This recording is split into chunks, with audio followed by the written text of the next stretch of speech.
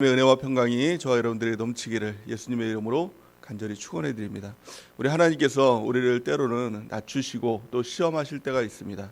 더 겸손하게 만들 때가 있습니다.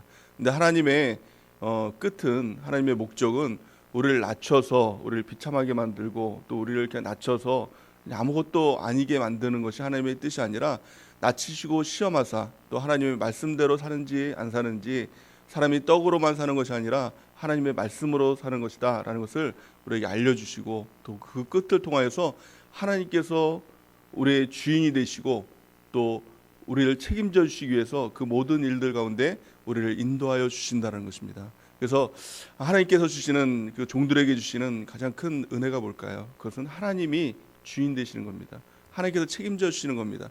아니, 전능하신 하나님이 우리의 주인 되어 주시고 책임져 주시면 두려울 것이 뭐가 있겠습니까? 또 종들에게 주시는 그 복이 뭡니까? 그것이 바로 형통 아닙니까? 하나님께서 우리를 형통하게 하시는 것, 그것이 우리의 목적인 줄 믿습니다. 그래서 마침내 복입니다. 하나님의 복은 마침내 복입니다. 우리를 낮추시고 시험하사 또 우리를 연단하시고 또 그 끝 가운데 마침내 우리에게 복으로 또 충만하게 허락해 주실 줄 믿습니다. 그래서 하나님은 우리에게 반드시 우리를 형통하게 하신다는 겁니다. 오늘 본문 말씀에 보니까 뭐라고 말씀하고 있습니까? 이사야 52장 13절에서 15절 말씀에 보니까, 보라, 내 종이 형통하리니 받들어 높이 들려서 지극히 존귀하게 되리라. 이게 하나님의 약속인 것입니다.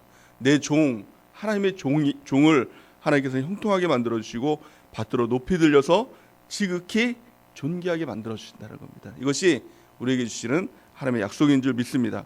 14절 말씀에 보니까 이게 예수님에 대한 말씀인데요, 또 동일하게 우리에게 주시는 말씀과도 같은 것입니다. 14절 보니까, 전에는 그의 모양이 타인보다 상하였고 그의 모습이 사람들보다 상하였으므로 많은 사람이 그에 대하여 놀랐거니와. 전에는 우리의 모습, 또 예수님의 모습이 너무나도 아주 뛰어나고 아름다운 영화에서 보는 그런 모습이 아니라 어떤 모습입니까? 타인보다 상하였고 그 모습이 정말 볼품이 없어서 그 모습을 보면 깜짝깜짝 놀랄 만큼의 그런 모습이었다는 것입니다. 그것이 우리의 모습 아닙니까? 우리의 정말 연약하고 부족한 그 모습들 아닙니까? 그런데요, 하나님께서 15절 보니까 뭐라고 말씀하고 있죠? 그가 나라들을 놀라게 할 것이며 왕들은 그로 말미암아 그들의 입을 봉하리니, 이는 그들이 아직 그들에게 전파되지 아니한 것을 볼 것이요 아직 듣지 못한 것을 깨달을 것임이니라. 하나님께서 들어 사용하시면 참 놀라운 하나님의 역사가 일어나게 된다는 것입니다. 하나님 우리를 형통하게 하십니다. 저 여러분들이 형통 가운데 거하는 은혜가 있길 바랍니다. 그렇다면 형통이 뭘까요? 성경에 보면 형통 그런 말들이 참 많이 나오죠. 형통은요, 통하는 겁니다. 통하는 것입니다. 그러니까 무엇이 통하는 걸까요?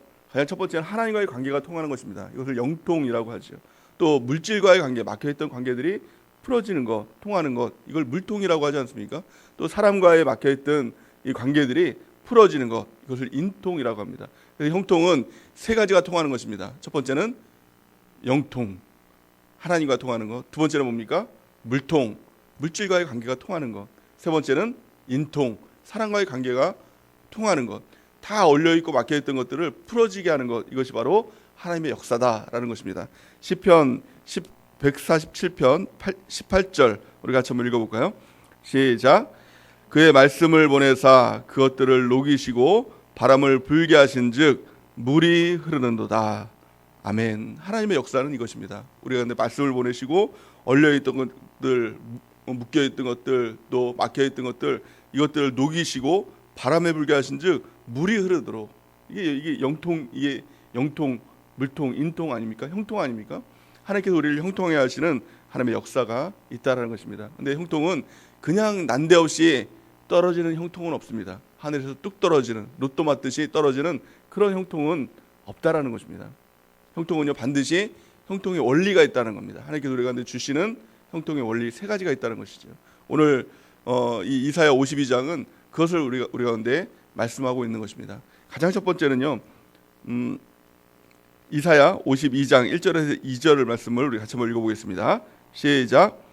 시온이여 깰지어다 내 힘을 낼지어다. 거룩한 성 예루살렘이여 내 아름다운 옷을 입을지어다. 이제부터 할례 받지 아니한 자와 부정한 자가 다시는 내게로 들어옴이 없을 것임이라. 너는 티끌을 떨어버릴지어다. 예루살렘이여 일어나 앉을지어다. 사로잡힌 딸 시온이여 내 목의 줄을 스스로 풀지어다. 아멘. 하나님의 형통의 가장 첫 번째 원리는 교회의 정결함이라는 것입니다. 교회의 정결함입니다. 하나님께서 우리에게 형통을 주실 때는 교회를 깨끗하게 만드신 거예요. 교회를 정결하게 만드는 것입니다. 교회가 얼마나 중요합니까? 교회는 축복의 심장입니다. 에베소서 1장 23절 보니까 교회는 그의 몸이니 만물 안에서 만물을 충만하게 하시는 이의 충만함이니라. 이 교회는 하나님께서 모든 만물을 충만하게 하시는 그 충만함을 교회에 다 축소시켜놨다는 겁니다. 교회를 통하지 않고는 충만함이 없다는 거예요. 다르게 말하면 교회를 통하지 않고는 하나님의 복, 형통이 없다는 겁니다. 그래서 교회가 그만큼 중요하다는 것입니다. 성경에 보면 하나님의 형통을 경험했던 가장 대표적인 사람이 누구입니까? 다윗입니다. 다윗은 모든 전쟁에서 승리했던 정말 그 전무후무한 하나님의 역사를 이뤘던 그 사람이 바로 다윗 아닙니까? 큰 부여를 얻었지요. 또 하나님께서 주시는 정말 그 왕으로 세워주시는, 또 존귀한 왕으로 세워주시는, 지금까지도 다윗 하면은 하나님의 마음과 합한 사람이다. 정말 한 번의 그 실수 외에는 무결점한 사람으로 하나님께서 그렇게 만들어 주지 않았습니까? 정말 형통한 사람, 이 사람이 바로 다윗입니다. 근데 다윗의 신앙의 그 핵심이 뭐였냐면 성전 중심의 신앙이었다는 겁니다. 그러니까 예루살렘, 성경에 보면 이제 예루살렘, 이것을 이제 성전, 또 이제 교회로 볼 수가 있는데, 다윗은 이렇게 고백을 합니다. 시편 122편 6절에서 9절 말씀 우리 같이 한번 읽어보겠습니다. 시작. 예루살렘을 위하여 평안을 구하라. 예루살렘을 사랑하는 자는 형통하리로다. 내 성 안에는 평안이 있고 내 궁중에는 형통함이 있을지어다. 내가 내 형제와 친구를 위하여 이제 말하니 내 가운데서 평안이 있을지어다. 여호와 우리 하나님의 집을 위하여 내가 너를 위하여 복을 구하리로다. 아멘. 이것이 바로 다윗이 쓴 시였는데요. 이 다윗의 신앙의 핵심이 뭐예요? 예루살렘을 위하여 평안을 구하라. 예루살렘을 사랑하는 자는 형통하리로다. 그러니까 교회를 위해서 기도하고 교회를 사랑하는 사람, 그 사람에게 형통이 있다, 이렇게 말씀하고 있죠. 내 성 안에는 평안이 있고 내 궁중에는 형통함이 있을지어다. 이것이 바로 다윗의 신앙의 핵심이었다는 거예요. 교회 중심, 성전 중심. 저 여러분들이 이 다윗과 같은 형통 다 누리는 은혜가 있길 바랍니다. 그러기 위해선 그냥 하나님께서 그냥 복 주세요, 형통하게 해주세요, 절대 응답이 없다는 겁니다. 가장 첫 번째는 교회의 정결함이라는 것입니다. 오늘 본 말씀을 보니까 2절 보니 이사야 52장 2절 보니까 너는 티끌을 떨어버릴지어다. 예루살렘이여 일어나 앉을지어다, 이렇게 말씀하고 있죠. 티끌을 떨어버려야 된다는 것입니다. 이 교회에 티끌들을 떨어버려야 된다는 거예요. 티끌이 뭡니까? 이 세속이죠. 세속성을 떨어뜨려야 된다는 것입니다. 이 더러운 것들, 티끌들을 우리가 날마다 집을 청소하지요. 이 청소기로 청소하는 것과 같이 우리 교회에 이 티끌들이 자꾸 이게 쌓이는데 이것들을 자꾸 청소해야 된다는 것입니다. 이 티끌을 보면은 인본주의, 또 물질주의, 쾌락주의, 이기주의, 이런 것들이 세상의 티끌들 아닙니까? 이런 것들을 다 깨끗하게 씻어야 된다는 것입니다. 깨끗하게 어떻게 씻을까요? 두 가지를 통해서 깨끗하게 씻는데요. 가장 첫 번째는 회개입니다. 우리가 하나님 앞에 회개해야 된다는 거예요. 세속성 가운데 행했던 모든 것들, 인본주의와 물질주의와 쾌락주의와 이기주의, 이런 것들을 떨어버리기 위해서는 내 안에 있는 이 인본주의와 물질주의, 쾌락주의, 이기주의 등을 막 회개하면서 하나님 앞에 나가야 이것들이 떨어진다는 것입니다. 또 두 번째는 하나님의 말씀입니다. 하나님 말씀을 통해서 깨끗하게 하신다라고 성경은 말씀하고 있거든요. 그래서 우리가 생명을 걸어야 될 것이 바로 예배와 무엇입니까? 큐티인 것입니다. 말씀을 통하여서 하나님 우리를 깨끗하게 하십니다. 그래서 말씀 중심으로 교회가 바로 서야 정결한 교회, 깨끗한 교회, 하나님이 쓰시는 그 교회가 될 줄을 믿습니다. 그래서 우리가 날마다 회개하고 하나님 말씀 붙들고 또 말씀에 집중하고 말씀대로 살려고 하고 말씀을 나누고 이 삶을 통하여서 우리 교회가 깨끗해지는 하나님의 역사가 나타나게 될 줄을 믿습니다. 두 번째 형통의 원리가 무엇입니까? 아무리 깨끗한 교회, 아무리 좋은 교회라고 할지라도 거기에 뿌리를 내리지 않으면 하나님의 형통은 없다라는 것입니다. 오늘 본 말씀에 보니까 이사야 52장 4절 우리 같이 한번 읽어볼까요? 이사야 52장 4절 시작. 주 여호와께서 이와 같이 말씀하시되 내 백성이 전에 애굽에 내려가서 거기에 거류하였고 아수르인은 공연히 그들을 압박하였도다. 아멘. 이스라엘이 고통을 받게 되고 이스라엘이 환난을 겪게 되고 왜 그렇게 힘든 일들을 겪게 되었느냐? 오늘 본 말씀 보니까 붙어있지 않아서 그랬다는 겁니다. 여호와께서 이와 같이 말씀하시되 내 백성이 애굽에 내려가서 거기서 거류하고 또 아수르는 그 공연히 그들을 압박하였다. 그리스도인들이 세상에서 왜 그렇게 그리스도인다운 능력을 발휘하지 못하느냐? 왜 자꾸 아수르인이 압박하듯이 세상 사람들에게 압박당하면서 그렇게 요동치는 또 이 바람에 나는 겨와 같은 그런 삶을 살아가느냐? 그 이유는 단 한 가지입니다. 뿌리 내리지 않아서 자꾸 하나님께서 있으라고 한 내 교회에 있어야 되는데 자꾸 왔다 갔다 그 범주를 벗어나니까 하나님의 보호의 범주를 자꾸 벗어나니까 세상에서도 아수르인의 고통을 당하는 이스라엘과 같이 그런 고통을 당하게 된다라는 것입니다. 골로새서 2장 6절에서 7절을 같이 한번 읽어보겠습니다. 시작. 그러므로 너희가 그리스도 예수를 주로 받았으니 그 안에서 행하되 그 안에 뿌리를 박으며 세움을 받아 교훈을 받은 대로 믿음에 굳게 서서 감사함을 넘치게 하라. 아멘. 이것이 바로 하나님께서 우리 가운데 주시는 형통의 원리라는 것입니다. 그리스도 예수를 우리 가운데 주셨습니다. 우리가 받았죠? 안 받으신 분이 있습니까? 우리가 받았습니다. 그래서 이 받은 것으로 받았으니까 좋다, 그게 아니라 하나님께서 명령하시는 것이 무엇입니까? 그리스도 예수를 주로 받았으니 그 안에서 행하되 그 안에 뿌리를 받고 세움을 받아 교훈을 받은 대로 믿음에 굳게 서서 감사함을 넘치게 하라. 가장 첫 번째는요, 뿌리를 박아야 돼요. 뿌리를 박아야 그 안에 진액들이 이 가지가 우리 아닙니까? 거기까지 올라오지 않겠습니까? 그걸 통해서 열매를 맺지 않겠습니까? 그래서 신앙인의 가장 중요한 건, 가장 기본이자 근본, 사실 다른 것들도 있겠지만 이게 없으면 아무것도 안 돼요. 이게 뭐냐면 붙어 있는 거예요. 그게 붙어 있어야 사는 겁니다. 붙어 있어야 하나님의 열매도 있고 하나님의 형통함도 있다라는 것입니다. 요한복음 15장 말씀해 보면 예수 그리스도를 포도나무라고 말씀하고 우리는 가지라고 표현하고 있지 않습니까? 가지의 생명력은 가지가 뭘 열심히 하는 거 아닙니다. 다른 거 뭘 하는 게 아니라 그냥 주구장창 살아 죽으나 이 포도나무에 붙어 있으면 열매를 맺는다. 이게 말씀 아닙니까? 요한복음 15장 4절에서 5절 말씀을 우리 같이 한번 읽어보겠습니다. 시작. 내 안에 거하라 나도 너희 안에 거하리라. 가지가 포도나무에 붙어 있지 아니하면 스스로 열매를 맺을 수 없음같이 너희도 내 안에 있지 아니하면 그러하리라. 나는 포도나무요 너희는 가지라. 그가 내 안에 내가 그 안에 거하면 사람이 열매를 많이 맺나니 나를 떠나서는 너희가 아무것도 할 수 없음이라. 아멘. 우리가 교회를 보통 이렇게 다닌다 이렇게 얘기를 합니다.